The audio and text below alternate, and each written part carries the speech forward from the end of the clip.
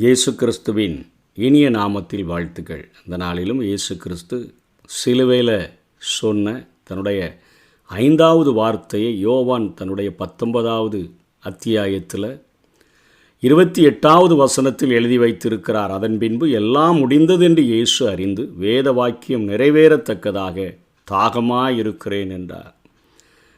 வறண்டவராக அங்கே சிலுவையில் தொங்கிக் கொண்டிருக்கும் பொழுது, இரவில் கெத்சமனே தோட்டத்தில் அங்கே வேர்வெல்லாம் முடிஞ்சு அங்கே சின்ன சின்ன நரம்புகளெல்லாம் உடைஞ்சி ரத்தம் தரையில் வேர்வையாக சிந்தி எல்லா பலனையும் இழந்த இயேசு கிறிஸ்து பிடித்து அவரை எடுத்துக்கொண்டு அவரை அண்ணாவினிடத்தில், காய்பாவினிடத்தில், பிலாத்துவினிடத்தில், ஏரோதுவினிடத்தில், மீண்டும் பிலாத்துவினிடத்தில் இரவெல்லாம் அங்குமிங்குமாக அலக்களிக்கப்பட்டு மீண்டும் போர் சேவகர்களால் அடித்து துன்புறுத்தப்பட்டு உடம்பெல்லாம் உளப்பட்ட நிலம்போல மாறின பின்பும் சுமக்க முடியாத அந்த கல்வாரி சிலுவையை சுமந்து கொண்டு அங்கே கொல்கதா என்று அழைக்கப்படுகிற, கபாலஸ்தலம் என்று அழைக்கப்படுகிற அந்த கல்வாரிக்கு வந்து அங்கே சிலுவையில் அவர் தொங்க விடப்பட்டிருக்கிற அந்த நேரத்தில் வறண்டவராக, சரீரத்தில் தாகமுடையவராக அவர் சொல்லுகிறார், நான் தாகமாயிருக்கிறேன் என்று சொல்லுகிறதை பார்க்கிறோம். சரீரத்திலிருந்து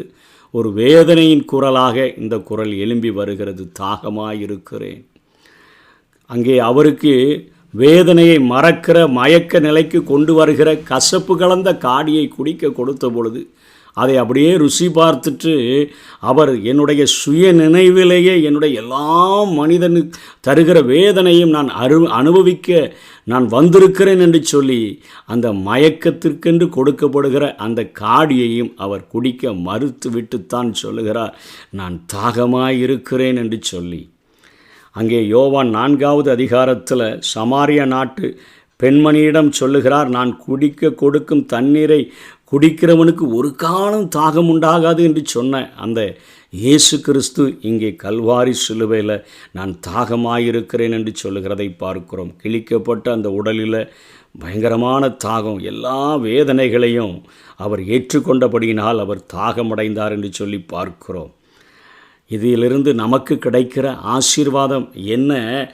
அங்கே சமாரியா ஸ்திரீயினிடத்தில் சொன்னாரே, நான் கொடுக்கும் தண்ணீரை குடிக்கிறவனுக்கு ஒரு காலம் தாகம் உண்டாகாது என்று சொன்னாரே, அது எதை குறிக்கிறது என்று சொன்னால், என்னை விசுவாசிக்கிறவனுடைய உள்ளத்தில் இருந்து ஜீவ தண்ணீர்கள் உள்ள நதிகள் புறப்பட்டு ஓடும் என்று சொல்லி ஆண்டவர் அவனுக்குள்ளாக ஒரு ஜீவ நீரூற்றை உருவாக்கும்படியாக ஆண்டவராகிய இயேசு கிறிஸ்து இங்கே தாகமடைந்திருக்கிறதை பார்க்கிறோம். சகரியா 13:1 சகரியா தீர்க்க தரிசனம் உரைக்கிறார், அந்நாளிலே பாவத்தையும் அழுக்கையும் நீக்க தாவீதின் குடும்பத்தாருக்கும் எருசலேமின் குடிகளுக்கும் திறக்கப்பட்ட ஒரு ஊற்று உண்டாயிருக்கும் என்று சொல்லி ஒவ்வொரு மனிதனுக்குள்ளாகவும் ஒரு ஊற்றை வைக்கும்படியாக, அவன் தாகமடையாதபடி இருக்கும்படியாக ஒரு ஊற்றை அவனுக்குள்ளாக வைத்து விடும்படியாக ஆண்டவர் விரும்புகிறார்.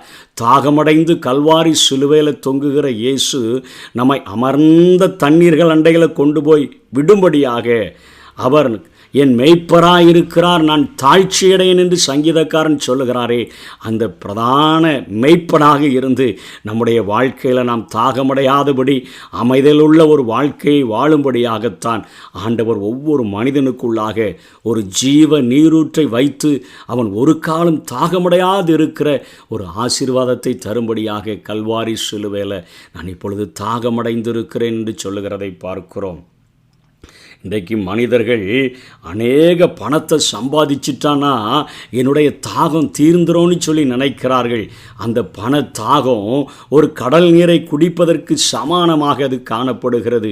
அது எவ்வளவுதான் கடல் நீரை குடித்தாலும் தாகம் தீராதது போல இன்றைக்கு மனிதன் பணம் சம்பாத்தியம் என்று ஓடினாலும் அது அவனுக்கு ஒரு நாளும் திருப்தியை தரக்கூடியதாக இல்லை. யாக்கோபை பார்க்கிறோம்.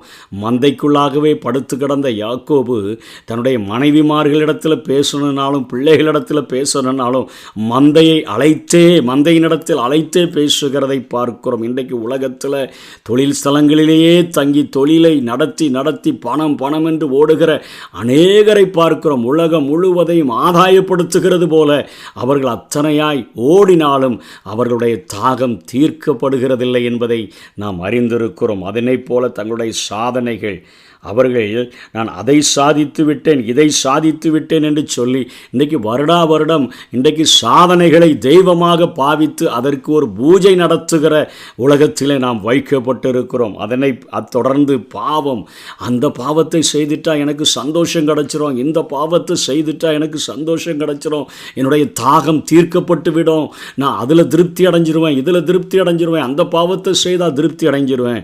ஒரு காரியத்திலும் திருப்தி வருவதில்லை. பணம் நிறைய சம்பாதித்தாலும் மனிதன் திருப்தி அடைவதில்லை. பாவத்தை அவன் தண்ணீரை போல அதிகமாய் குடித்தாலும் அவன் திருப்தி அடைவதில்லை. சாதனைகளை அதிகமாய் செய்திருந்தாலும் அவன் அதனால் திருப்தி அடைவதில்லை. இவைகளெல்லாம் ஒரு வெடிப்புள்ள தொட்டிகளாக நாம் வேதத்தில் நாம் பார்க்க முடியும். இவைகள் எல்லாமே வெடிப்புள்ள தொட்டிகளை குறிக்கக்கூடியதாக இருக்கிறது. எரேமியா புஸ்தகத்தினுடைய ஒரு சாவி வசனம் என்ன? 2ஆம் அதிகாரம் 13ஆம் வசனத்தில் எரேமியாவினிடத்தில் ஆண்டவர் சொல்லுகிறார், என் ஜனங்கள் எனக்கு 2 தீமைகளை செய்தார்கள். ஜீவ தண்ணீர் ஊற்றாகி என்னை விட்டுவிட்டார்கள். தண்ணீர் நிற்காத தொட்டிகளாகிய வெடிப்புள்ள தொட்டிகளை தங்களுக்கு வெட்டி கொண்டார்கள் என்று சொல்லுகிறார். ஜீவ தண்ணீர் ஊற்றாகி என்னை விட்டுவிட்டார்கள். ஆண்டவர் ஒவ்வொரு மனிதனுக்குள்ளாகவும் ஜீவ தண்ணீர் ஊற்றாகிய அந்த ஜீவ ஊற்றை வைக்க விரும்புகிறார். ஆனால் மனிதன் தண்ணீர் நிற்காத தொட்டிகளாகிய அந்த பண ஆசை, அந்த இச்சைகள், சாதனைகள், இவைகளை நம்பி தன்னுடைய எல்லா பலத்தையும் இழந்து ஒரு வெடிப்புள்ள தொட்டிக்குள்ளே தண்ணி நிற்க முடியாதது போல எல்லாவற்றையும் அது ஒழுகி கொண்டு போகக்கூடியதாக இருக்கிறது. ஆண்டவர் ஜீவ ஊற்றை நமக்குள்ளாக வைக்க விரும்புகிறார். ஜீவ ஊற்றாகி என்னை விட்டார்கள். அந்த ஜீவ ஊற்று ஒரு மனுஷனுக்குள்ளே வந்துருச்சுன்னு சொன்னால் எல்லா புத்திக்கும் மேலான ஒரு தேவ சமாதானம். இந்த உலகத்தில் எத்தனை பிரச்சனைகள், எத்தனை போராட்டங்கள், எத்தனை நிந்தனைகள், எத்தனை அவமானங்கள் வந்தாலும் அவைகள் எல்லாவற்றிற்கும் மேலான ஒரு தேவ சமாதானம் நம்முடைய உள்ளங்களை நிரப்புகிற ஒரு ஆசீர்வாதத்தை தரும்படியாகத்தான் கல்வாரி சிலுவையில் நான் தாகமாயிருக்கிறேன் என்று ஆண்டவர் சொல்லுகிறதை பார்க்கிறோம். நமக்கு ஒரு அருமையான ஆசீர்வாதங்கள் சிலுவையின் மூலமாக ஆண்டவர் ஏற்படுத்தி தந்திருக்கிறார். அதனை பவுல் எபேசு சபைக்கு எழுதும் பொழுது 1ஆம் அதிகாரம் 3ஆம் வசனத்தில் நம்முடைய கர்த்தராகிய இயேசு கிறிஸ்துவின் பிதாவாகிய தேவனுக்கு ஸ்தோத்திரம், அவர் கிறிஸ்துவுக்குள் உன்னதங்களிலே ஆவிக்குரிய சகல ஆசீர்வாதங்களினாலும் நம்மை ஆசீர்வதித்திருக்கிறார். இன்றைக்கி மனிதன் ஓடி சம்பாதிக்கிற பணங்கள் அது ஒரு வெடிப்புள்ள தொட்டிக்கு சமம். அவனுடைய சாதனைகள் ஒரு வெடிப்புள்ள தொட்டிக்கு சமம். அவன் செய்கிற பாவங்கள் ஒரு வெடிப்புள்ள தொட்டிக்கு சமம். ஆனால் ஆண்டவராகிய இயேசு கிறிஸ்து பரிசுத்த ஆவியானவராகிய அந்த ஜீவ நீரூற்ற ஒரு மனிதனுக்குள்ள வைத்தார் என்று சொன்னார். அது நித்திய காலமாய் ஊறுகிற ஜீவ நீரூற்று.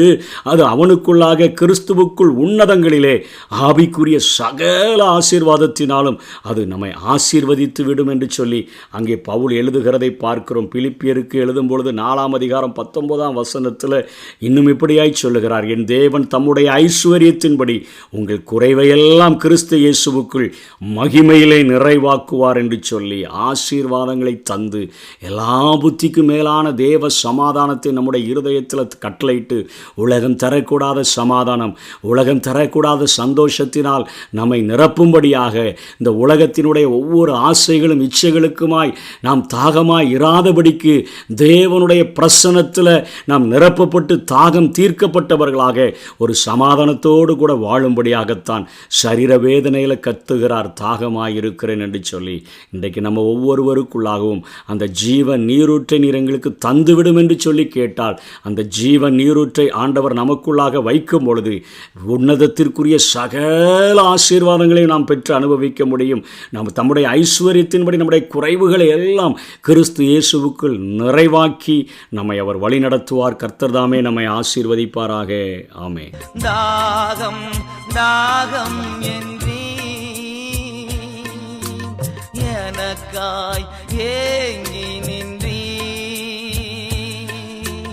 பாவங்கள் சுமந்தீ, பரிகார பலியானி, எங்கள் பாவங்கள் சுமந்தீ, பரிகார பலியானி.